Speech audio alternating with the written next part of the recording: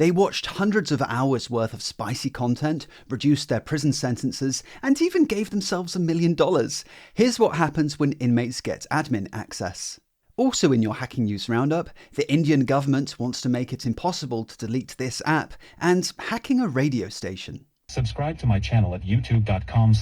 But first, this story begins in Romania, in a prison in the city of Dej. They provide inmates with a system of kiosks, each equipped with a mouse and keyboard, where inmates can log into a platform run by the Ministry of Justice. Here, they can do basic things like see details of their sentence and add money to a prison balance that they can then buy things with in a small prison shop.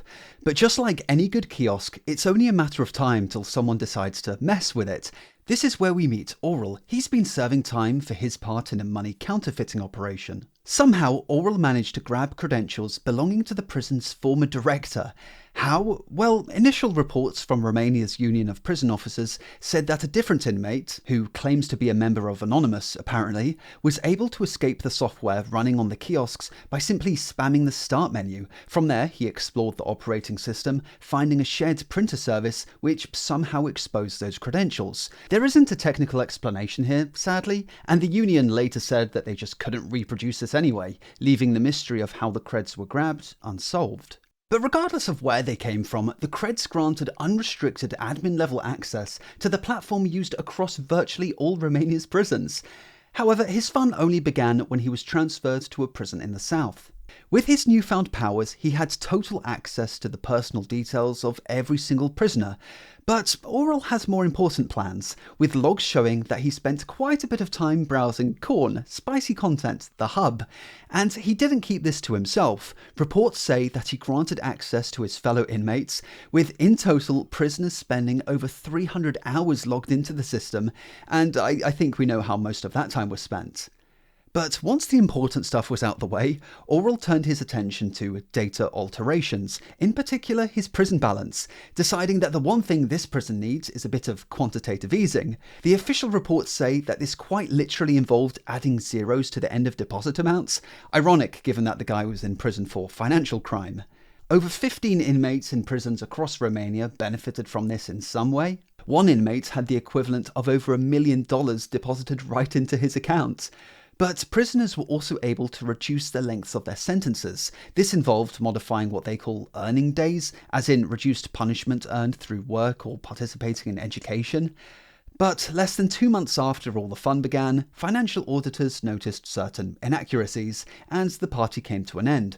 As you might imagine, this has been a source of embarrassment for Romania's Ministry of Justice, especially because their platform is only a couple years old, and since it was introduced, there have been several reports that it's at least a little bit buggy. The Ministry of Justice has put out a statement in which they seem a little bit frustrated by how much media attention this has all whipped up, claiming that the IT incident in question doesn't represent a data breach, but rather just a temporary impairment of the confidentiality and integrity of some datasets. Sounds awfully like a data breach. A full investigation is now underway, but as for Aurel, he was nearing the end of a 9-year prison sentence and was meant to be released just next month, but now that doesn't seem so likely. Next up, India wants everyone to use their new app.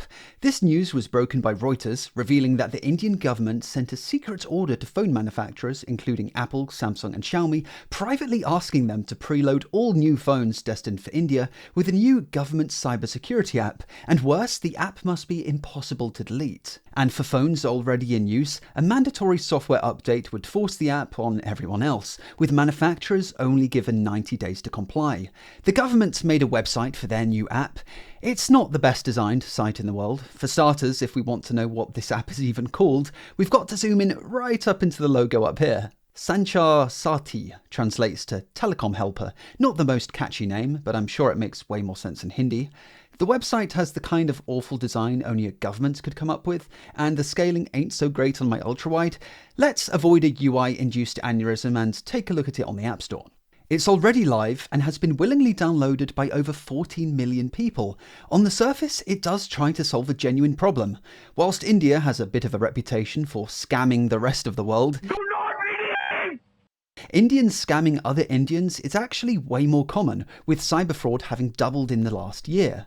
This new app makes it easy to report malicious texts and phone calls. You can run IMEIs through it to see if a phone is stolen, and if your phone is lost or stolen, you can remotely block it. But it doesn't really matter what the app does. Making any app mandatory is a very bad idea for several reasons. Firstly, this is coming from a government that is known to abuse technology when it's convenient. Take one example from a couple years back when they quite literally shut down cell service for 27 million people, all over a manhunt for a single guy. The potential for the app to one day be repurposed for surveillance or some other kind of evil is a bit of a worry, and if it's as badly designed as the website, it could introduce a ton of vulnerabilities to the mobile phones of 730 million people, which on an app that comes with remote blocking functionality is only a disaster waiting to happen. Just a few days after the secret order was issued, it was leaked to the media, probably by one of the phone manufacturers. Lots of people aren't thrilled with the new app, with clips circulating of intense debates in India's parliament, set to the backdrop of dramatic Bollywood music. Apple was the first company to say that they just wouldn't comply with the order, and it looks like I can forget my future video on every Indian phone being hacked, because before this story could really take off, barely a couple days after the leak, the Indian government has already announced they're backtracking on the idea altogether. Next up, imagine you're driving down a pleasant country road, listening to the radio, and you hear this. Subscribe to my channel at youtube.com/GrimPlayStuff. Follow me on Blue Sky, Grim Wolf Work. On Twitter, GrimPlayStuff. Also on Reddit, PokeHusky64. At this point, a certain country song plays, and I don't want to get copy striked, or worse, a community guideline strike, because the song in question is by the country singer Johnny Rebel. And going off the titles of some of his songs, I think you can guess why I'm not too keen on playing it. Turns out the radio station ESPN Houston had been hijacked. They reported that this wasn't a case of someone with a very big antenna just overpowering their signal, but rather confirmed that they had actually been hacked. And this wasn't the first radio hack of the week, because just a couple days beforehand, the same thing happened to a different station, prompting the FCC to get involved, putting out a public notice reminding broadcasters to take their security a bit more seriously. Not only are the FCC annoyed about the broadcast of obscene materials, but also the misuse of the emergency alert system attention signal. That's the annoying noise you hear in the video. It's just an 853 and 960 Hz tone overlaid, which, fun fact, is totally illegal to broadcast in the US for any reason, except in an emergency broadcast. Even using it in a TV show or ironically in a comedy skit will get you some pretty big fines. The FCC thinks that this hack was made possible by something like this, a studio transmitter link made by the company Barrix. These things just take audio input from the studio and relay it to a remote location where the audio is actually transmitted. According to the FCC, these hacks aren't highly sophisticated, but rather radio stations just haven't been securing their hardware properly. We're talking default passwords and not bothering to install security updates. Security is pretty important here because whilst they can communicate via a dedicated radio link, by default they use the internet. So someone probably just used a service like Shodan to find transmitters exposed to the open internet. It's not the first time this has happened. In 2016, cyber bad guys infiltrated the same kind of hardware to broadcast NSFW furry noises. But in this latest hack, if you're wondering what the YouTube, Blue Sky, Twitter and Reddit accounts link to, nothing apparently. All these accounts seem to have been deleted. As always, thanks for watching and I'll see you in the next video. Have a good one.